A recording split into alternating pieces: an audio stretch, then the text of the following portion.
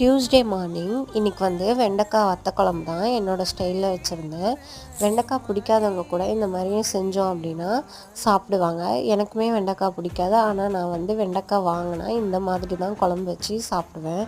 வெண்டைக்காய் எண்ணெயில் பொரித்து எடுத்துடணும். நம்ம வழக்கமாக குழம்பு வைக்கிறதுக்கு எண்ணெய் ஊற்றுறத விட கொஞ்சம் எக்ஸ்ட்ரா ஊற்றிட்டு அந்த வெண்டைக்காவை நல்லா பொரித்து எடுத்ததும் அதே எண்ணெயில் கடுகு வெந்தயம் போட்டு கருவேப்பிலை போட்டு பொரிஞ்சதுமே வெங்காயம் தக்காளி போட்டு நல்லா வதக்கிட்டு மிளகாத்தூள் குழம்பு மிளகாத்தூள் தனி மிளகாத்தூள் மஞ்சத்தூள் போட்டு நல்லா வதக்கிட்டு கரைச்சி வச்ச புளியை ஊற்றி நல்லா கொதிக்கணும்.